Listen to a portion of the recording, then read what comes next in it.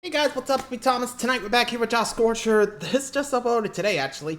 We got the top 10 squad bosses. Basically, squads that work together to beat you in a handicap match. So considering video games, we're the main protagonists, we always win. So, let's see who's the best squad. Be sure to like, subscribe for more. Hope you enjoy. Let's go. I wonder how many's a squad. Like, 2 or more? Let's see.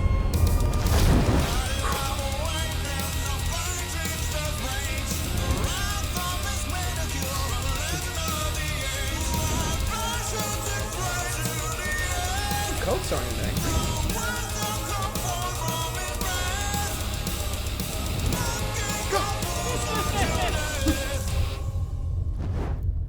Fighting more than one boss at a time is a fun idea, but tricky to pull off well. While on one hand, you can produce a lot of flavor in the fight via contrasting personalities and abilities, but having to keep track of multiple opponents can be very bad for us because we usually run the risk of getting bum rushed. For the ground rules of qualifications, I'd like each squad to have at least 3 minimum members. A tag team constitutes its own list. Speaking of, this is a squad boss list, not a commander one. What do I mean by that? While they both feature a team of bosses, the commander boss has one guy barking orders at a bunch of tiny mooks fighting to the grave. Tag team bosses take turns when they fight you rather than actually taking you on altogether. A squad has that boss battling alongside his platoon, inspiring them to be at their best and having the team feel like an actual cohesive unit. Rewarding bonus gold stars if the squad is made of varied personalities with synchronized abilities. Most of all, if they're foils to the main character's party, that's just extra icing on this harmonious cake.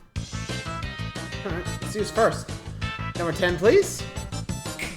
We take it for granted nowadays, but Super Mario RPG really expanded the Mushroom Kingdom and made it feel like a more living and breathing world, at least compared to the rather basic plots and settings of previous titles. This is partly due to the introduction of we are getting a characters remake to that, expand Mario's two-dimensional universe. Arguably one of the biggest standout fights occurs when we're on our search for the 6th star piece. To set the scene, our party sets foot inside the Barrel Volcano when all of a sudden... Triceratops! Saber-tooth tiger! Tyrannosaurus! There we go. Gosh, it's a Beetleborgs reference! Really? How do I still know what that is? You tell me, you're the one that referenced it's the it. Axum Rangers, a group of multicolored teams with attitude, big axes, and hired by Smithy to hinder us from getting the star piece. And yes, they're walking, talking parodies of the Power Rangers, or Super Sentai, whatever your preference is. Y'all gotta fight about it in the comments either way. From the colorful getup, to the silly poses, to the over-dramatic speeches. These guys spell subtlety with a Z, and I love it! Heck, they even got their own, oh, not a mecha, just a plain old X-shaped spaceship. Bummer. Aesthetically, they're a hoot and a half, but how are they as actual bosses? Not too shabby, actually. Each ranger is an eerie counterpart to our own party members and has its own distinct ability and weakness that relates to its suit color. For example, Peach, red is the more balanced of the group, just like Mario. Pink is the healer and only girl, much like Peach. Each is tough to beat on its own, so having them all together is downright difficult. But you can still pick them off one by one. Once each ranger is beaten, they'll try to plow through your defenses with their Mechazordon head ripoff. Take that and kablamo! Congrats! So you can put that on your resume that you defeated the Power Rangers. Kinda. So again, Axum Rangers. This was a very fun brawl. The Axum Rangers stood out hilariously, and seeing a parody of the Power Rangers was a much appreciated novelty. Feels good to know that while the show ain't perfect, still leaves a lasting impression on pop culture today. However, I still had to dock a few points. The fight is fun, but there really isn't a lot of teamwork between the squad. Considering who they're spoofing, that's a big oof. Also, minor nitpick, it feels like they could have used more build-up. You don't get to face any of them before now, so they literally come out of nowhere, and it doesn't really feel all that effective. Still, credit where credit is due. They made a splash with their grand debut and definitely gave us a tussle to remember. It was enough of a splash that they featured in Super Mario Bros. Z. True. Yeah, won't we all? Thank you for that. Number 9? boss Ranges battles start. in the Toho Ooh. franchise are generally one-on-one affairs. I mean, one enemy creating a torrential downpour of bullets is enough. Imagine Cool. 3. Well, Perfect Cherry Oh, Blossom here we gives are. the Prism River There it Sisters for anyone masochistic enough to want to experience that. In terms of I'm build good. up or an established Jeez. dynamic, there's I don't think I'll ever really play not much Toho, to say here. 'cause There are 3 seeing that, artificial I'm like, ghost sisters, no and thanks, they I'm get good. in your way. That's pretty much it. The only real unique thing about them is that they're modeled after the creator's dead sisters. Ah, Toho. Lollies Poor with a side Toho. of f***ing trauma. Pretty As in much. fact, the fight consists of them combining their musical and bullet talents to flood the screen with all manner of things. But what makes this fight interesting is that it That will interesting. change depending on Ugh, which I don't wanna character deal with you that. play. Thank you. Every one of the protagonists gets a different main sister to fight against. This ends up giving the battle some replay value and is something you don't really see in a whole lot of boss fights. Unfortunately, Yeah, I I'm not can't sure how to feel really about place that. this one any higher since the sisters don't really get super interesting attacks, at least compared to the rest of the game. Other than a lot of bullets. Neither do they have any fun bullets. personalities to play off of each other, which is a real shame because I think there's a lot of potential here. Like, come on, show us the personalities of the dead sisters and not force us to make guesswork through their clothing. Though maybe we should just be glad that the 4th sister never got into this whole thing. Imagine fighting 4 of these things at once. Ugh. Just looking at that. Good God. Number 8. Just be glad I didn't spend the entire entry complaining about Gilbert. Yeah, the 3 Trails fans in my audience will get that one. Yeah, here we go.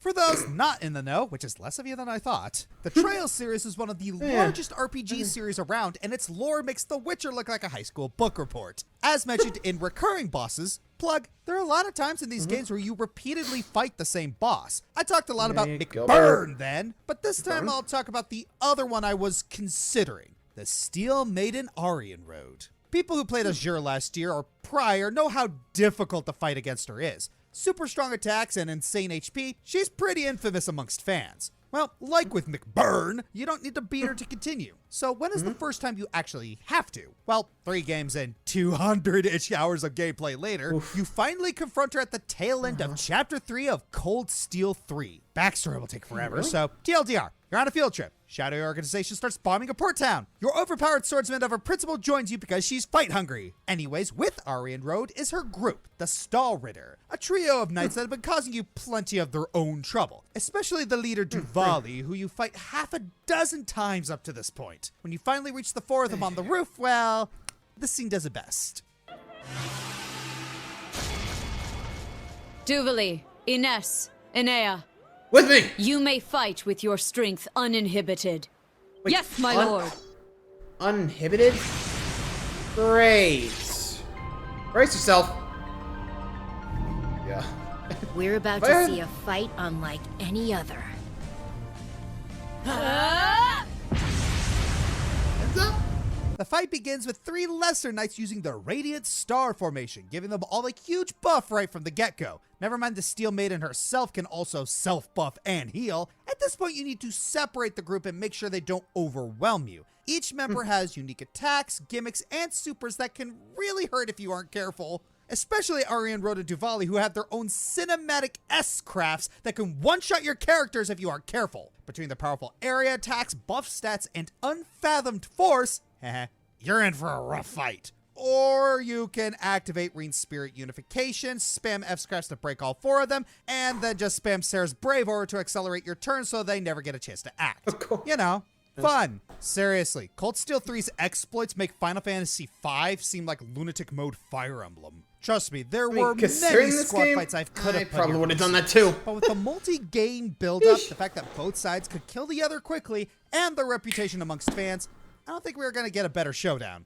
Well, at least till you fight her again in Cold Steel 4, twice, or heck, even later in Cold Steel 3. Yeah, never mind. You don't want to stop there before you hurt yourself. Yeah, yeesh. Like, I know I got a lot to catch up with, you know, Cold Steel. I mean, I want to try it, but maybe on my own time. I don't know. I feel like that stream might take forever to do, you know? Alright, so 3 down. Let's keep going. Let's use number 7. Bug And, Fables. sorry, The dogs Paper are Mario upstairs. fans' response to Take care of it later. Nintendo being in denial that Sticker Star sucks. We were given a tried and true successor that combines all the best aspects of Paper Mario, alongside a story and flair that gave its own firm identity. Kabu is best boy. Fight me! Once you beat the game, you get a handful of post-game quests to take care of, one of which is a super boss fight against your association leader, Maki. Being the muscle of his own team, Maki is accompanied by his sister Kina, who is the speed and ailment dealer, as well as Yin, a juvenile moth who is also the team cleric. These three essentially function as a Team Maki counter coming team through. to your own, and fighting them can be really grueling if you don't come prepared. Maki hits like a truck, so he can easily one-shot a teammate with low defense. Kina's Or two. attacks can be tricky to time your guard to, and she's not above poisoning or paralyzing your allies either. Yin not only heals and buffs the two, but she can even cure them of any status ailments. Great. A lot of things can So hit happen hard in and this get fight going. depending on who you choose to target first. If you attack Maki, Kina will get agitated. If you take down Yin, Maki will permanently buff himself. If Maki goes down, Kina buffs herself. If Kina goes down before Yin, she gets jealous that Maki didn't buff for her and revives herself. Aw, how charmingly obnoxious. And if both Yeah, it sounds Maki fun. and Kina go down, Yin will simply retreat from battle. Sure, there are a lot of ways you can cheat. Basically, this you take fight, the front especially two with out to get fully the cleric powered run. leaf using Bubble Shield and Icefall, or spamming Vice specials to bypass the ridiculous defenses. But not everyone comes to the end game with the same or optimal setup, so this fight can still be ruthless to many players. Admittedly, though, it does seem like Maki is the sole highlight of this team. He is the one we meet at the start of the game and has supervised our team on their various expeditions. Kina just kind of hangs around once in a while, and Yin isn't even relevant until post-game. Had their chemistry been a lot more present before the fight, it would have been much higher on the list. But as it is, gonna do? it's still a great fight that highlights some legitimate teamwork between bosses in a turn-based battle. I love it. Oh, Kirby. I don't see anything wrong with this. Sorry about that. Draw like a soul.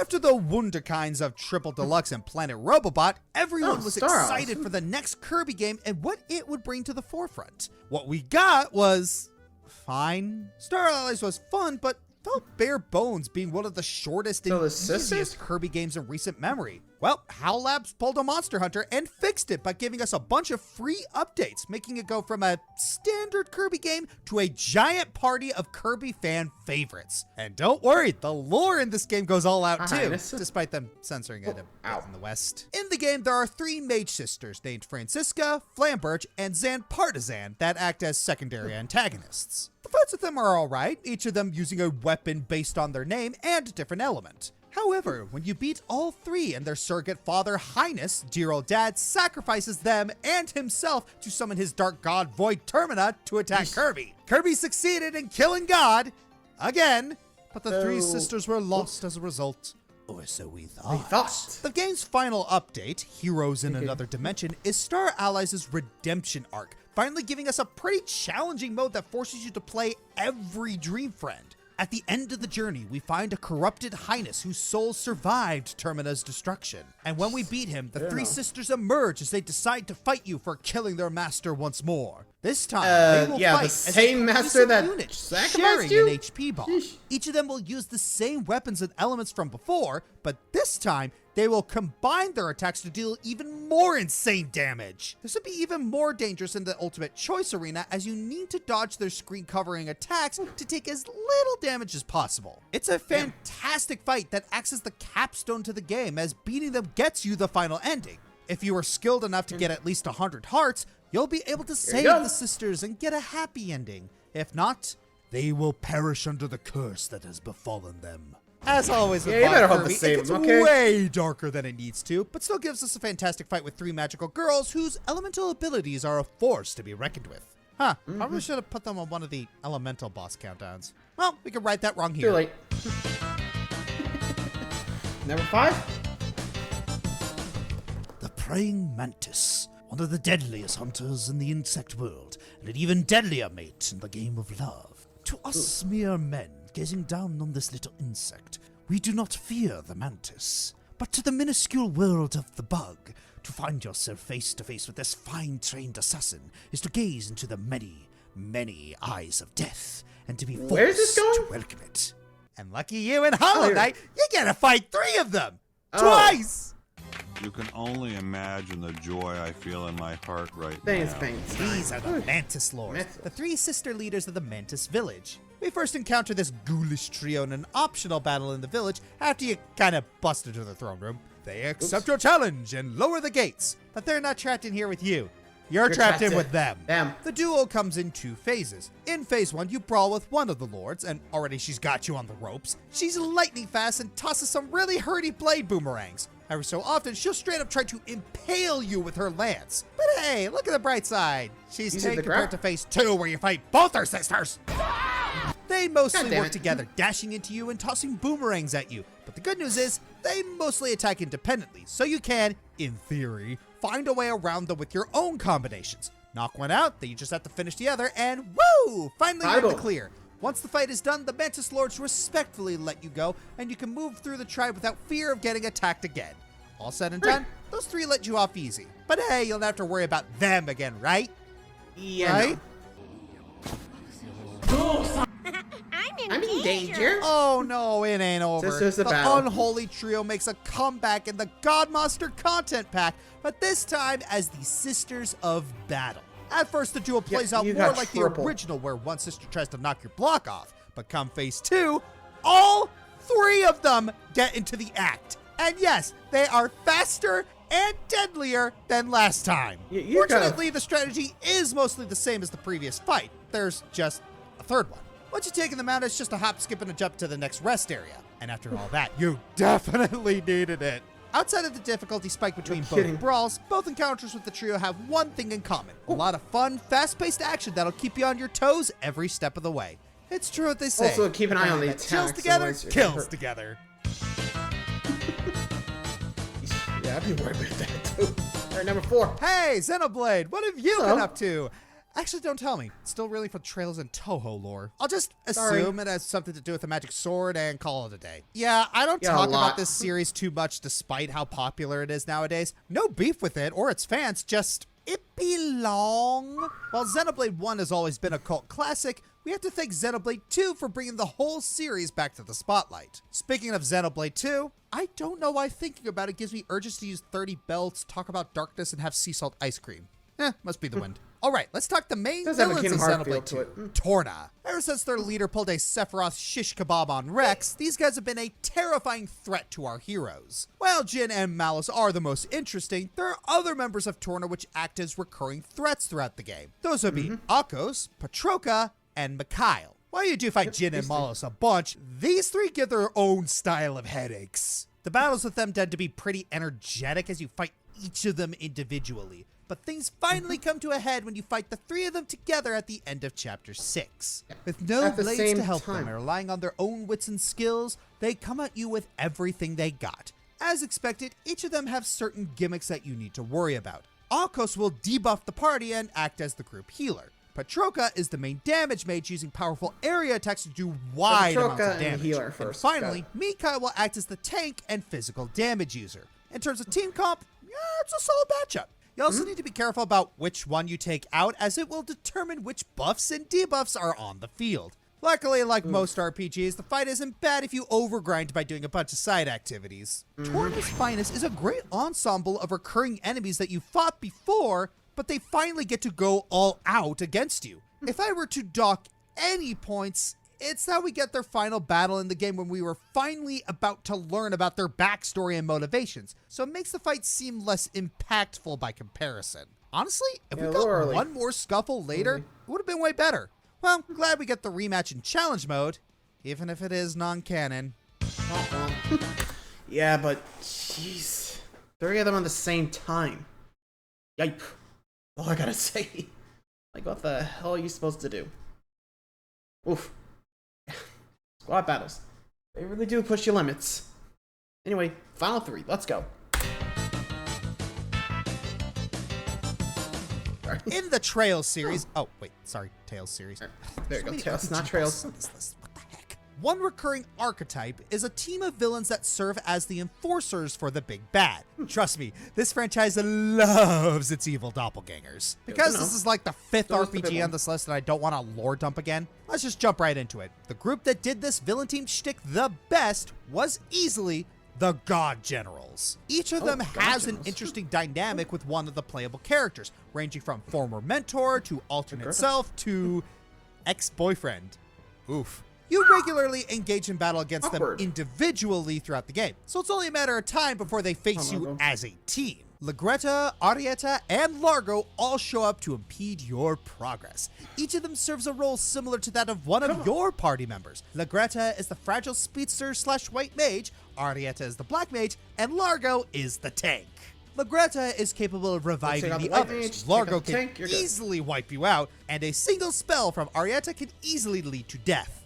It's difficult, but it's immensely satisfying to pull off. Honestly, the only real problem with them is that you never get the opportunity to have a proper 4v4 with them. Imagine how cool that would have been. Okay, you kinda get that in the bonus dungeon. Kinda. It's with the replicas. And yeah, that feels like it doesn't count. Yep, cannons only. Oh, number 2. Alright guys, real talk. I'm biased towards a lot of games that a lot of people like.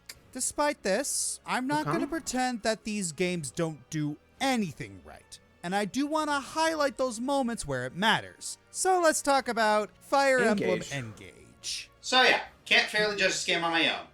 Though I know someone who can. Restore us, Emblem of Shamans! What's going on? Why am I an emblem? Talking about Engage, you want in or no? Well, you called the right man for the job.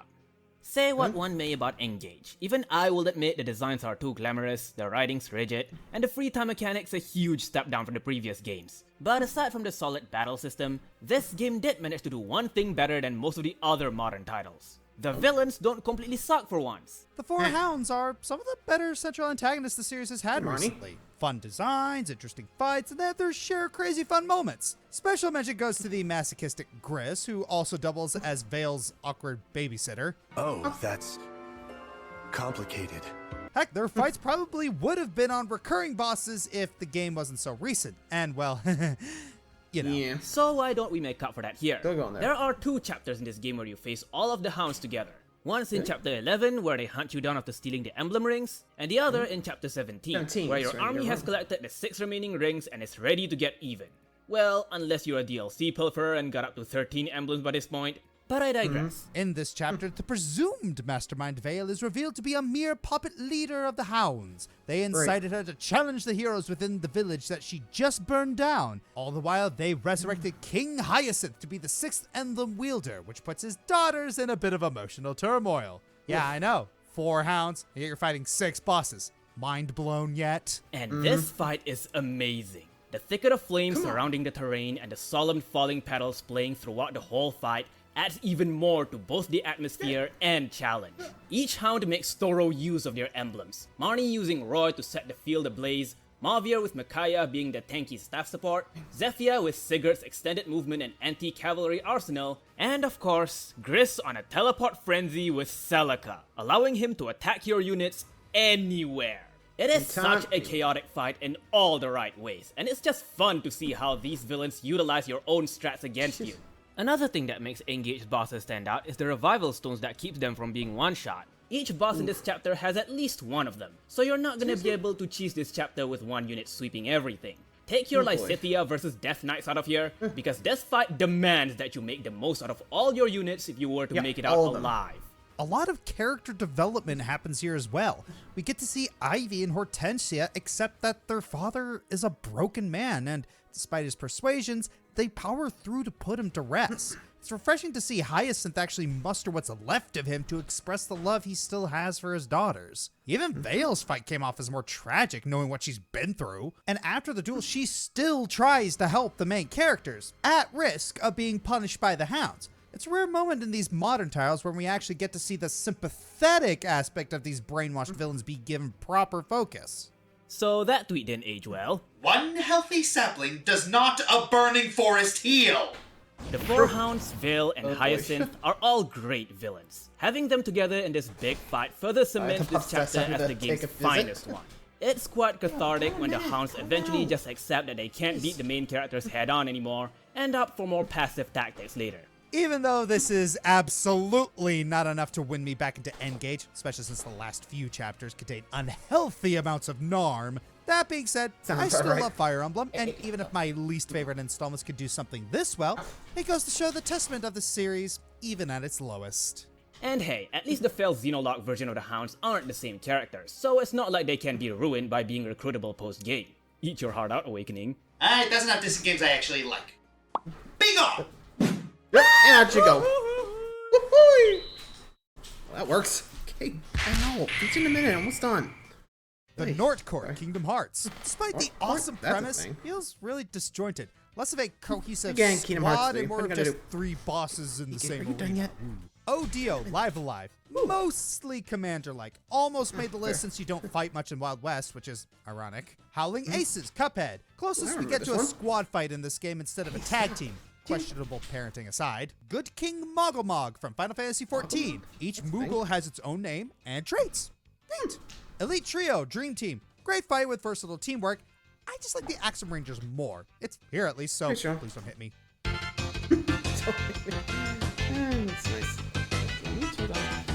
Playtime is over, Star Fox. Star Wolf. Star be fun. Wolf has been a staple rival team across the Star Fox series. They pose as recurring adversaries who interfere with Fox's missions, whether it's under the payroll of Andross or otherwise. The team is led by Wolf O'Donnell, a space pirate and highly skilled pilot on par with Fox himself. He's pompous, malignant, and will Rival, never didn't shut expect. up about Fox's father being dead. I can't stop thinking about it. He too has his own band of misfits at his beck and call. Leon Kowalski, the sophisticated yet sadistic assassin, Andrew Oikoni, the whiny nephew of Andross, and Pigma Dengar, the ex-Star Fox pilot who turned his back on the team for his own selfish bitch. gains. 4 pilots, more than enough to hunt down each Star Fox member and cut their flight short. They initially debuted in Star Fox 2, where they only fight you one at a time. It's not until 64 that you face them all at once in a proper squad fight. The fights with them are extremely raw, with few scripted moments. Defeating them boils down to getting them off of your flanks and shooting them on the spot. If you can get one Just like a regular consistently dogfight. within range, you should be able to knock them out right then and there. Of course, it isn't too they'll all difficult to be swat back. them with bombs and charge shots before they could do much of anything either. However, if you don't have your fellow pilots with you, then good luck warding these guys off your back because they're gonna wow you down mercilessly. You know, it's also really annoying that your co-pilots barely even try to fight these guys. What do we hire them for? Their fight gets even more vicious on True Venom. Not only are they more prone to somersaults now, but they will always guard against bombs and charge shots. If it's your first time playing, no doubt you're going to die a lot here. It's a really tough fight that will demand your utmost skill and a share of luck to get through. They're really making you work for that true ending. And even after all that, this doesn't mark the end of Star Wolf. They would reappear Hey, it's later true. in Assault with Still some not done. noticeable adjustments to the team. Pigma is no longer with them as he's on his own scavenging whatever aperoid feces he comes across, and Andrew is enjoying his time being humiliated as Andross's successor. In their place comes Panther Caroso, a brooding romantic who apparently has got the hots for Crystal. Yeah, Creepy. get in line, boyo. Yeah, Nice to see that the old dogs aren't left forgotten. Makes it even better now. considering Wolf would make his true debut in Smash not long after. Wait, is he flipping us off? Do I need to Probably censor with this. Sure, their fights can be frustrating to some people, and you could argue it's not objectively good designed in some areas. But it wasn't horrible, just not what we accustomed ourselves to nowadays. If anything, it just adds all the more to the fun and personality. Even when their fights are recreated in Star Fox 3D and Zero, it still just doesn't measure up to how primal their classic fights are. There's also the Star Fox Command ones, but the less we talk about that, Yeah, the better. good call. Star Wolf has remained one of the most iconic squad battles in gaming. Between their slimy yet conniving personalities, unparalleled persistence, our and squad vicious here. We get to battles, have they've fun more doing than it. earned their acclaim. I'm Josh Scorcher, and What do you got? Amazon package just got here, and it's Oh? What is it? can't tell you. It'll ruin the surprise. Kaboom! delivery? Okay, I'm not curious now. CEOs, but oh well. Anyway, so with the dogs showing up at the last bit, gotta go take care of them. So I'll see you guys in a bit. Till then, thanks for watching, everybody. See ya.